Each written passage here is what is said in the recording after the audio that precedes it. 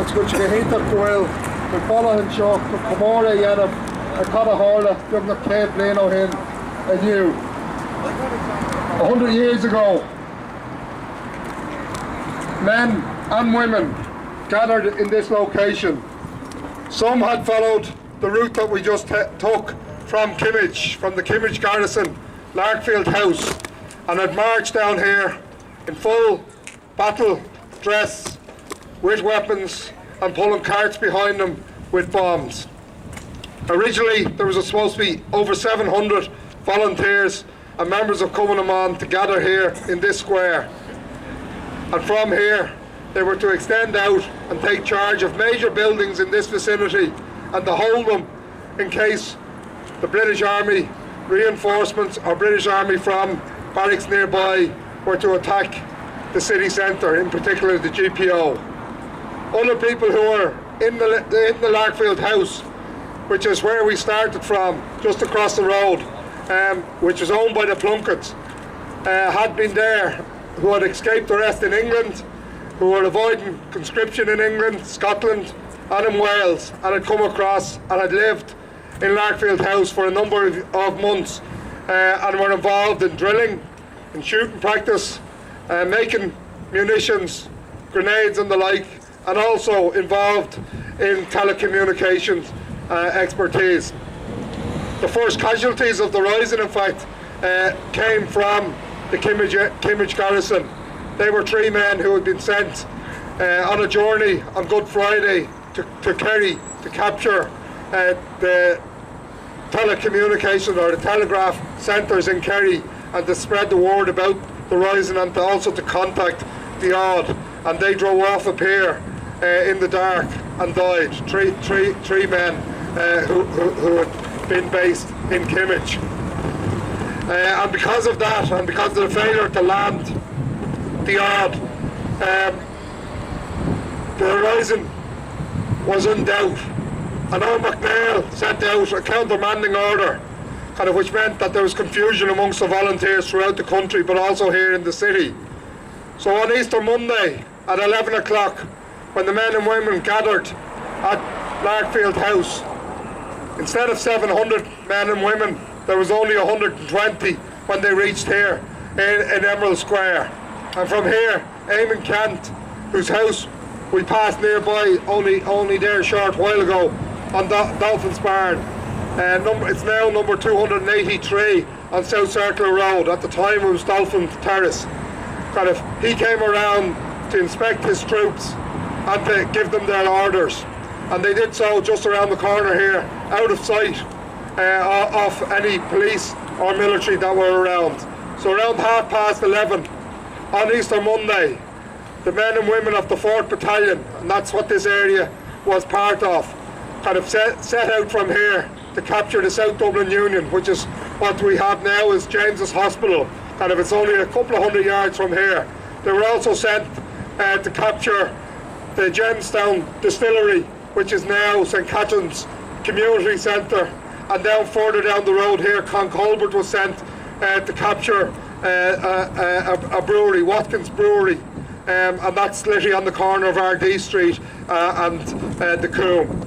It's only an old a building that's in very bad state of affair at this stage. So with 120 men, Eamon Kent had a major problem. He didn't have the amount of men he required to capture and to hold the buildings that he took over. The other building, that I forgot to mention, was Rose Distillery at Mount Brown there.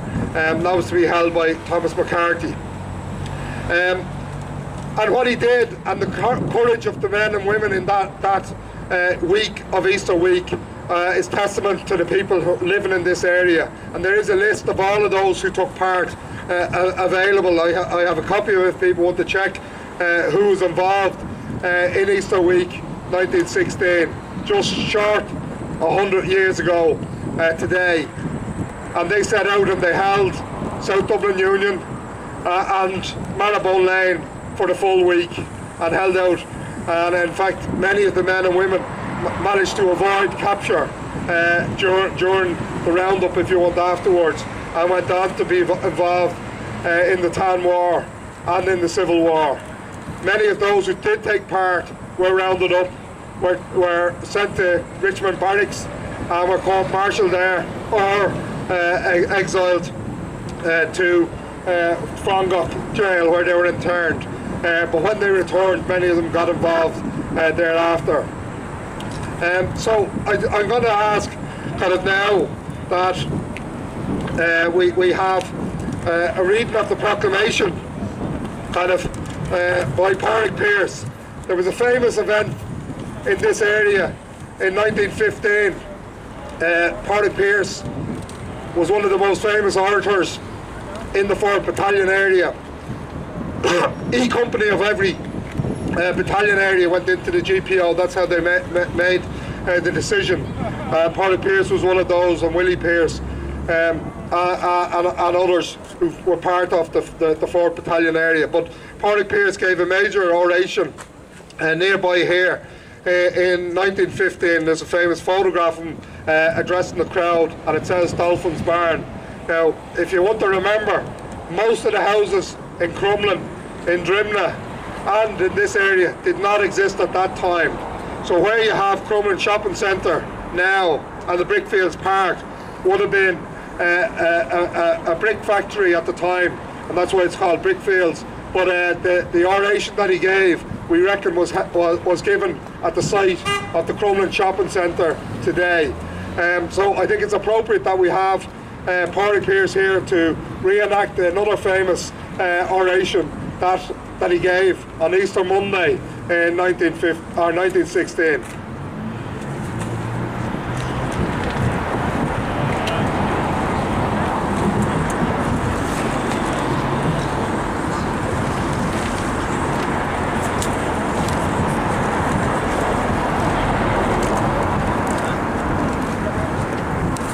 Public the Heron.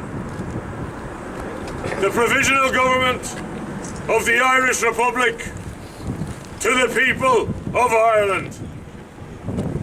Irish men and Irish women, in the name of God and of the dead generations from which she receives her old tradition of nationhood, Ireland, through us, summons her children to her flag and strikes for her freedom.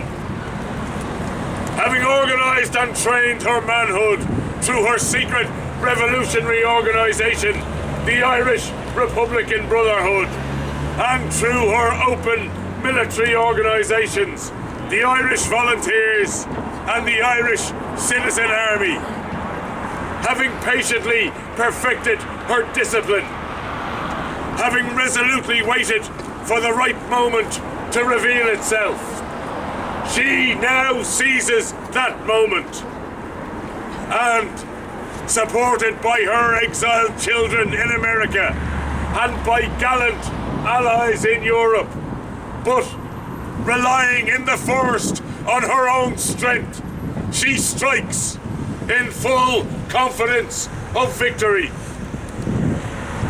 We declare the right of the people of Ireland to the ownership of Ireland and to the unfettered control of Irish destinies to be sovereign and indefeasible. The long usurpation of that right by a foreign people and government has not extinguished the right, nor can it ever be extinguished, except by the destruction of the Irish people. In every generation, the Irish people have asserted their right to national freedom and sovereignty. 6 times during the past 300 years, they have asserted it in arms.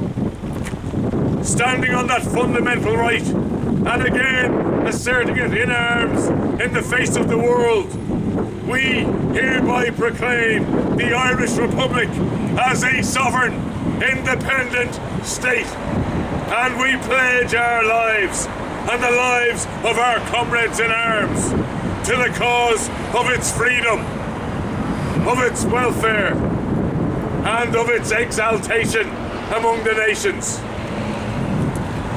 The Irish Republic is entitled to and hereby claims the allegiance of every Irish man and Irish woman. The Republic guarantees religious and civil liberty, equal rights and equal opportunities to all its citizens, and declares its resolve to pursue the happiness and prosperity of the whole nation and of all of its parts, cherishing all the children of the nation equally and oblivious of the differences carefully fostered by an alien government which have divided a minority from the majority in the past.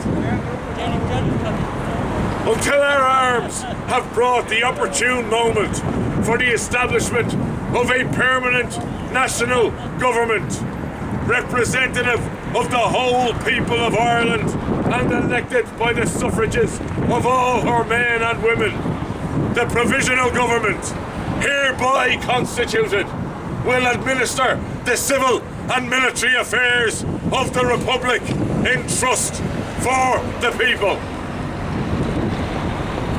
We place the cause of the Irish Republic under the protection of the Most High God, whose blessing we invoke upon our arms, and we pray that no one who serves that cause will dishonour it by cowardice, inhumanity, or rapine. In this supreme hour, the Irish nation must, by its valour and discipline, and by the readiness of its children to sacrifice themselves for the common good, prove itself worthy of the august destiny to which it is called. Signed on behalf of the Provisional Government, Thomas J. Clark, Sean McDermott, Thomas McDonough, P. H. Pearce, Eamon Kent, James Connolly and Joseph Plunkett.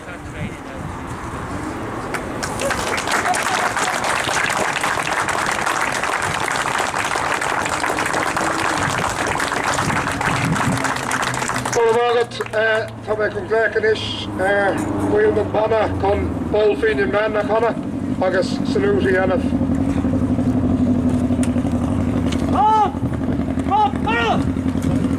Up there!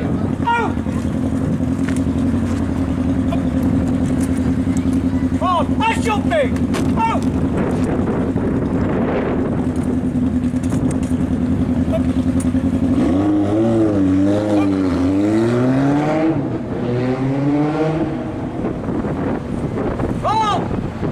On you! Hey! No! Three! Was down by the glenside. I met an old woman. She's looking young and good. She never saw me coming. I listened a while to the song she was humming. Glory, oh, to the Lothian men. It's 3 feet on here. Since I saw the mill gleaming on strong valley falls. Then I was hope gleaming. I'd see them again through all my sad dreaming. Glory, oh, to the Lothian men. Some died by the glenside, some died with a stranger, and wise men have told us their cause was a failure. They loved their own island, and they never faced danger. Glory, oh, to the Lothian men. I passed on me way, but we prayed as I met her, me lifelong or short. I will never forget her. We may have great men, but we'll never have better. Glory, oh, to the Lothian men.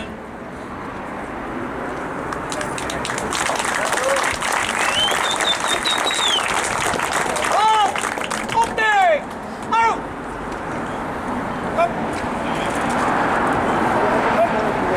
Oh, see here! Out!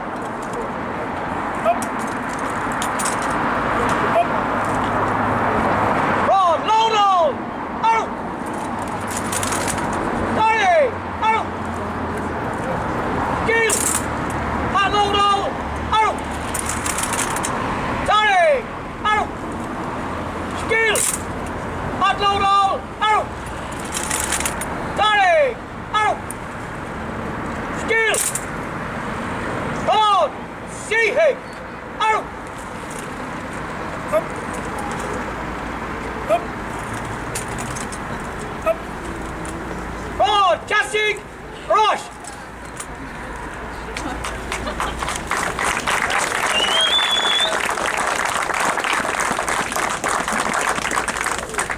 Tá chun cruach a cóir leis an ócáid seo agus tá chun roiint cuachas a gháil le roiint daoine agus roiint a gcuibse well silte ar fád atá tréis tata seo. And I want to thank everybody for coming here, those who came from afar. I know one or two definitely who come from Australia today, and if so, others are here with us from the locality. I also want in particular thank the Cabra Historical Group. They've been brilliant as usual. All of my workers are going to Pádraig Pearce, what's going on a while. Agus Pat on Peterborough, my workers come off. I'll just finish off with a number of small ads. Sinn Féin Ardèches happening at the end of next week.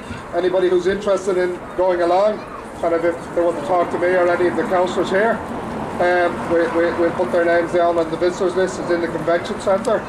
On next Sunday, which is the actual date of the rising, there's a number of events happening. The Sinn Féin event will be happening at the GPO from 10:30 onwards, and then there's a major march in the afternoon by Reclaim the Vision, which we're supporting, so we'll have people to join us on both occasions. In this area, the next major event that we're planning is a reenactment of the court martials. and that's on May the 8th at Richmond Barracks. Well, in Richmond Barracks, the exact location where some of the court-martials were held, and a march around to Kilmainham Jail. That's on the 8th, and if anybody's looking for more information, check out the Facebooks, websites and whatever else, or just give me a call.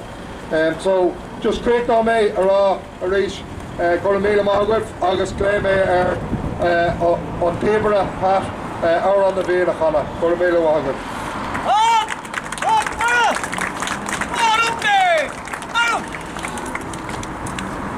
Up!